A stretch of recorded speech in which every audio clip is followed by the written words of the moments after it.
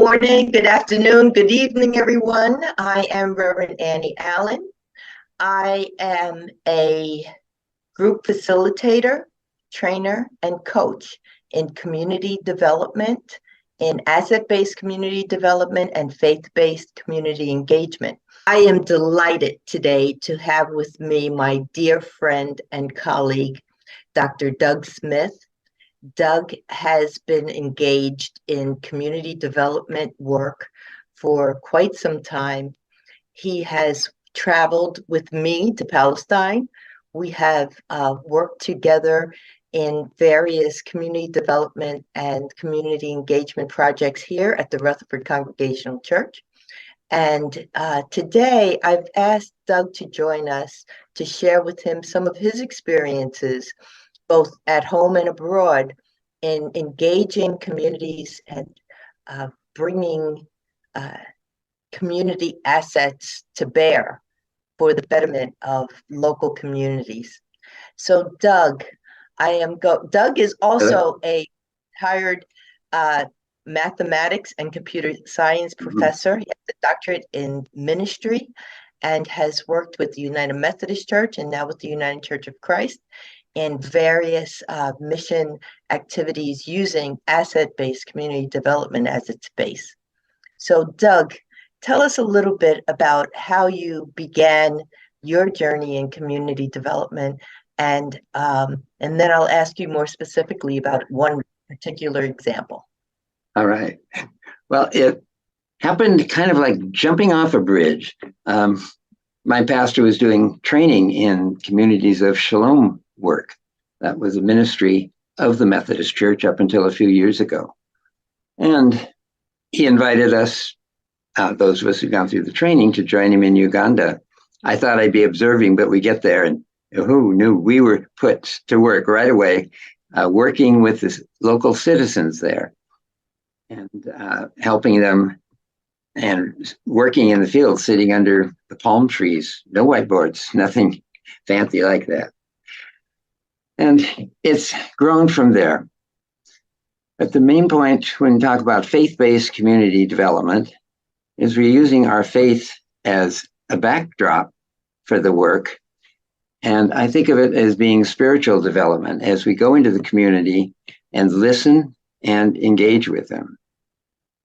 So the idea is that each community or a group of people that want to make a new possibility happen have some assets that they can bring to bear on the problem. So the challenge is to help them to discover what those assets are, and then to also see what might be missing or what the gap is. So I love the metaphor of the glass of water, with the, This one is quite full, but sometimes it's only half full, but it is half full instead of half empty. The work I've done in particular is about citizens, and Block, I'm aware of that book, but The Structure of Belonging, Community by Block, he defines a citizen as one who produces the future, someone who does not wait, beg, or dream of the future. So this challenges the individuals in the community to, I like the phrase, create new possibilities. They can be quite small or maybe large, but it's their ideas. So when I come in, I'm working with them. So often with charity work, we wind up doing things to the citizens, if you will. We might be providing food or clothing, which they appreciate, but they may not have asked for it. In this kind of work with asset-based community development, we're doing it with. So I go in and work with the team of people, and I'm always invited. That's one of the most important things. And in the cycle of doing this development, we have to listen. We have to discover kind of what the community wants and ask them questions, help them to connect and find the resources. so they can make it work. That's of it. And I can give you just one brief example. This is kind of a small project in Africa, Tukutu. It was a village that needed a bigger nursery school. And when I went, there was about 200 people there, and they all were asking me, we need a school, we need a bathroom, we need all these things, as if I was to provide them. And instead, I helped them to flip it around and find out, well, can you make bricks? And with those bricks, put another room on? Do you have some roofing materials from some of the houses you built, anything extra, and so on? So they wound up finding most of the assets, and they came up short $400, and I was able to raise that in 2 churches on one Sunday and send it over, and they got everything they want, including a well. So that's the way it works, and it's such joyous work to do. And when I leave a site or a community, I'm hoping they will look at each other and say, look what we did. Because my job is to help them realize their power and have them do it for themselves. And Amen. yeah, so that's the overview. And do you want me to go on with? Well, we have a colleague, friend, student in common, Seema, in Palestine. And Seema was also a student in my class at Northwind Seminary and took our course, the same course that you were in asset-based community development. And you had been working with Seema for some time prior to that. Yes. A little bit about Seema. We just came back from there a few months ago, but I would like to share with our students that experience and how that whole thing evolved and grew from an I can't to a we can situation there. Right. I'm sure you're aware of the situation there. Palestine is under military occupation by Israel, and they have very high walls built around the West Bank and Gaza, which restricts freedom of movement. The economy is weak. The government within it, Palestine, is not the best. Some would say corrupt. And so I met Seema in about 2012, I think it was. And I was just there on a fact-finding tour. But I stayed in her home, and we stayed in touch. And she contacted me later, another year, saying that she was working at a nursery school, and she wanted help with training the women there who were going to do the teaching. They don't have early childhood credentials there. So I gathered some resources, including a retired elementary school teacher and a couple of us. I have a master's in education. So we went over, and she told us kind of what she wanted and worked with us and with the sister to do the training. And when she started talking about other things, now that was doable. She was good with that, but the economic empowerment was really important because women there wanted to find a way to contribute to their family. And the economy was very weak. They make handicrafts, but as Seema said, they don't get a fair price for it. In fact, they barely break even. And the tourist trade there has gone down based on the nature of the Israeli bus drivers, encourage them to shop elsewhere. So Seema was saying, I can't. Oh, no, we can't.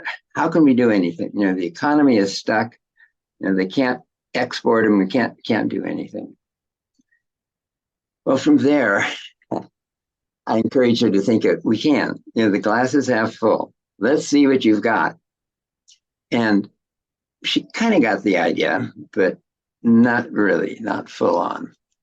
So over the course of, I went back every other year. We worked with the teachers in the school. We worked with the parents. We did some economic empowerment workshops where we worked with the Chamber of Commerce, came in, and the women near the end brought in some of their products and their packaging, and they got feedback on that. But they still had the problem of how to market it, but they had made good products and good strides, and they felt great about it. After Seema took the course from Annie, light went on. I mean, I started 2012. This was 2022. Yeah, that's 10 years later. This work takes a long time. 10 years later, she takes the course, and everything I've been doing with her and the course it clicked. I learned a lot from the course that I took with Annie before, and I'm trying a lot to apply what I learned. And the course that I took with Annie and the course that I'm taking now, it's given me the power to create something from the community. And this is a new idea in Palestine, but we succeed. Went last week, maybe 10 days ago, to meet the nuns to tell them that Doug and some of the group, they are coming to give the course for the teachers. And we were discussing some of the things. Suddenly, because I love the kids, I get inside the class, I try to speak with them, to tell them, Yalla, come on, let's play. They don't want to do anything, they are quiet, they are not happy. Wrong. This is not the image that I used to see with the kids. This is a new image for me. What's going on? Kids, let us play. Would you like to go to ride the bikes? Would you like to play with the footballs? No one is answering. Then I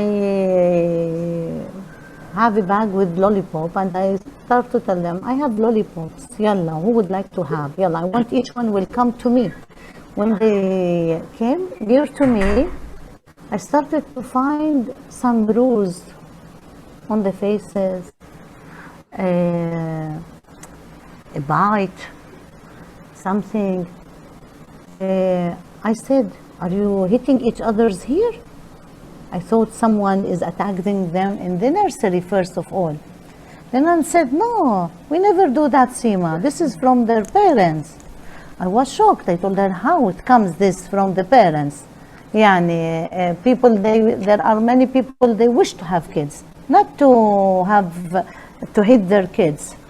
She said, the bad political, economic situation, and they are depressed, people depend on tourism and they don't have work. I told her, even that, this is a gift from God. They have to take care of it. It's not acceptable. Then suddenly one of the boys, he told me, can you help me to open the lollipop? I told him, I look at his hand, it was burned. I told, what? How did you burn your hand? He said, no, my mom, she put them on the oven because I hate my brother. I got crazy when I heard this thing. I said, are we living in 2021 or we are living in the 80s? Seema went to the sister and said, we have to do something.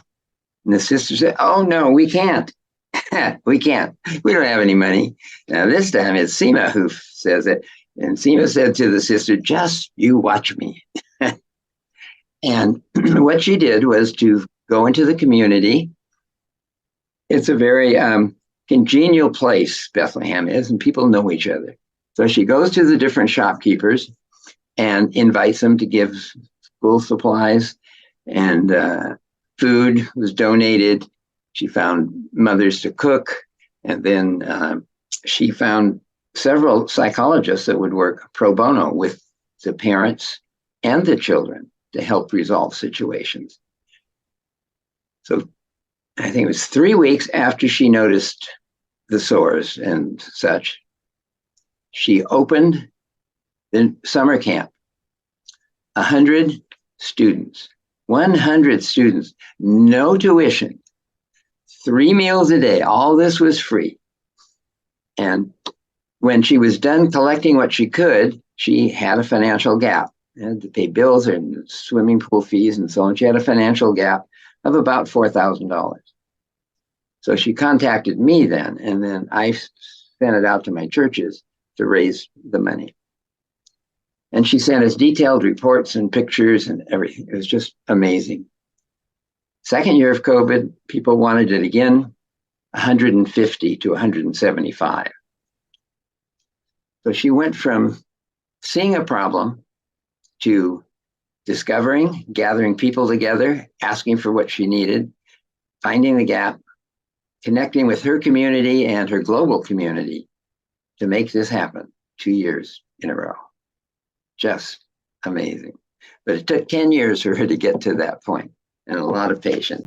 Well, Doug, thank you so much for spending these moments with us and sharing your experience with our students there.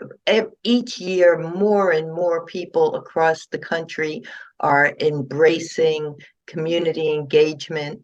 More and more churches who are shrinking in membership are seeing that God is out there, out in the community, doing all sorts of amazing things, and all we have to do is to join in.